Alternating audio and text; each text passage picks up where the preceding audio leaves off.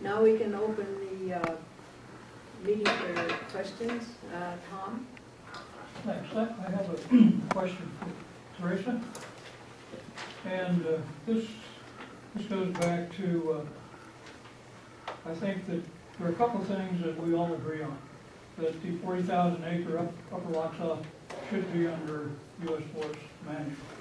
The second is that we all agree that the whole process should be accountable and transparent with public involvement. And I think those are the positives we start out with. One of the, my question comes back to basically a point that Gary brought up. Western Pacific Timber is a land development company and not a timber company according to Articles of Incorporation in the Secretary of State's office. And one of the problems of this value for value and not having in place the appraisal information to go along with making that final decision, along with your draft impact study here, goes back to some of the criticism the GAO report brought up in terms of, as they call it, a convoluted process. And so there are a lot of concerns about the appraisal process and in terms of maybe potential conflict of interest, because my understanding is that the initial cruises were paid by Western Pacific Timber. And one of my questions is, who pays for the appraisal even though it's a third party? And so I just sort of like your comments about, in order to make a fair and logical decision to make comments by the public on this draft impact statement, we simply do not have all the facts and figures together that in the legislature we normally would have before we make a final decision. So, I'm not exactly sure what the question was, but I can address.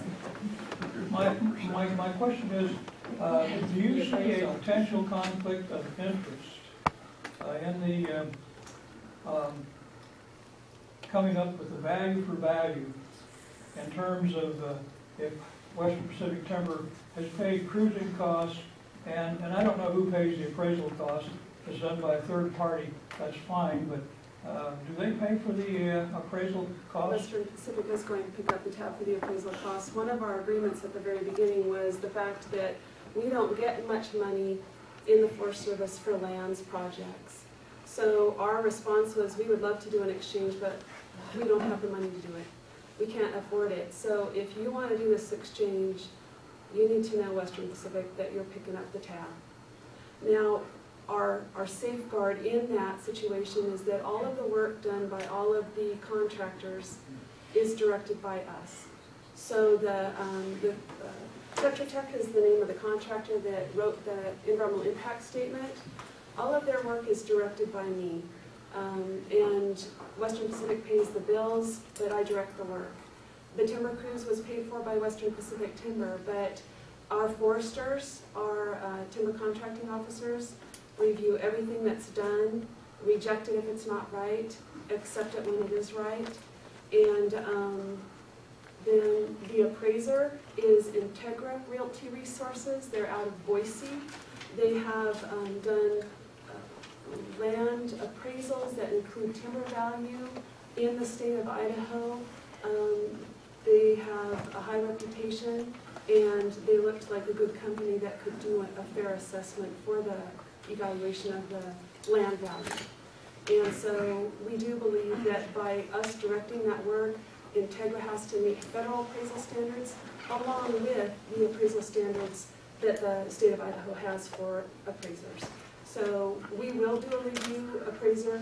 That's what our folks do. Once the appraisal is done, we review it and make sure it meets all of our standards. It won't be accepted until it does.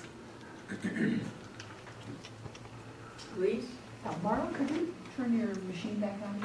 Sure. And back up to the Elk River. Ooh, sweet. It's about 3 from the end. Okay, hang on a second. Elk City? Or? Elk City, sorry. Okay. Sorry.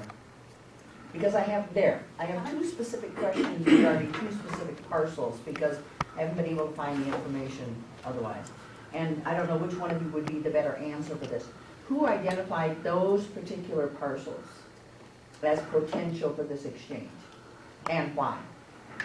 I'll let you cover that. Randy Doman was a past Forest Service employee, Randy Doman. Okay, I know where And he was an Idaho County Commissioner at the time when this was proposed.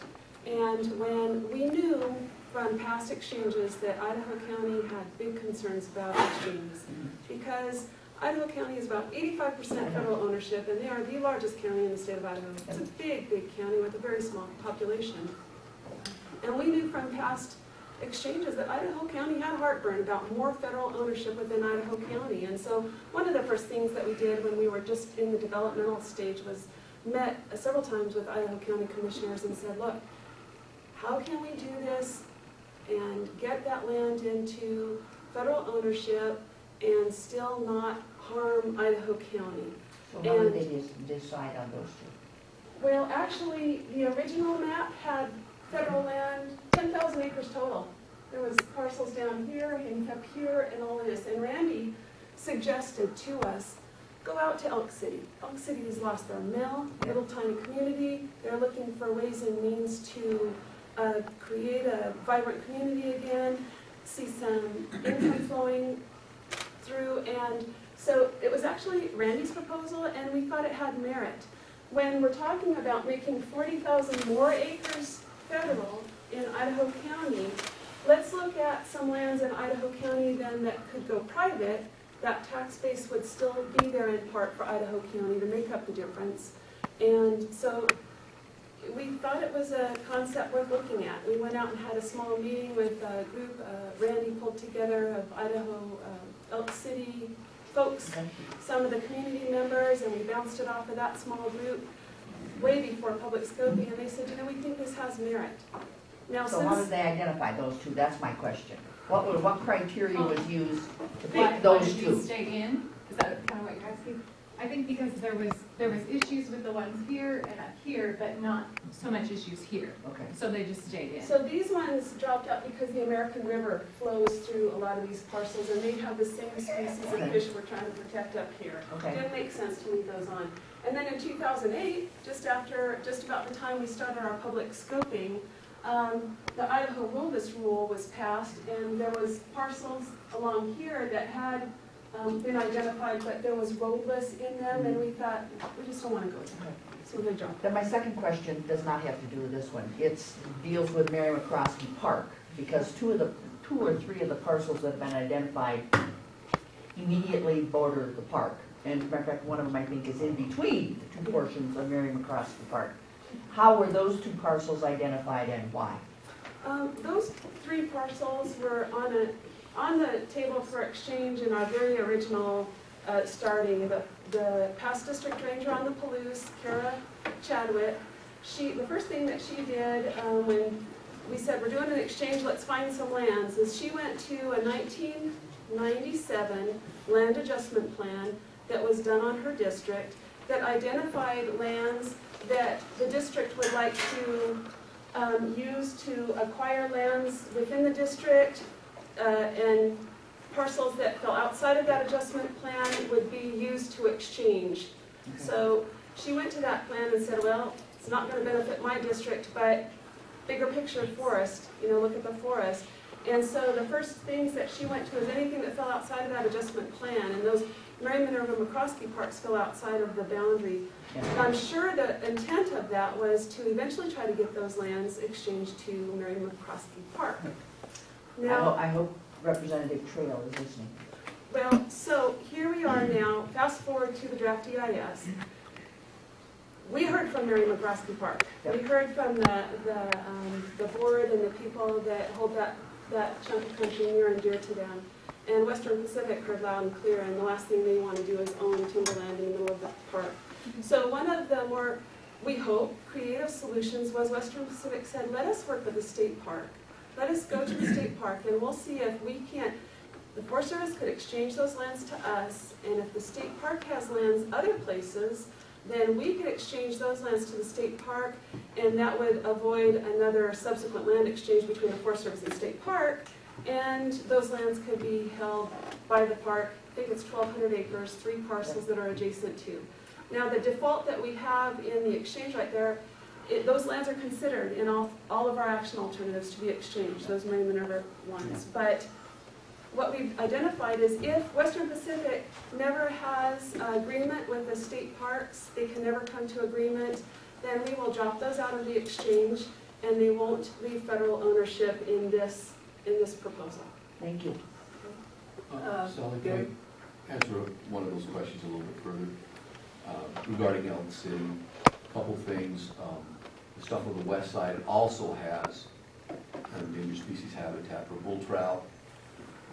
That was my You have question. Elk Creek and you have Buffalo Gulch there.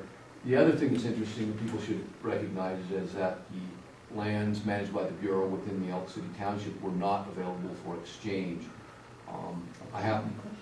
So that is all. Why not? Why are the National Forest lands sort of creating an inholding again anyway with that issue? So I think that's one of the concerns.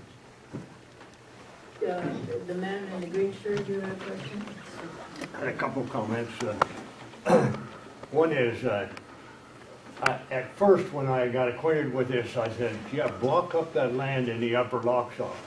But when I see what's proposed for management of that land, it's essentially to let fire do its thing, to let fire play its role.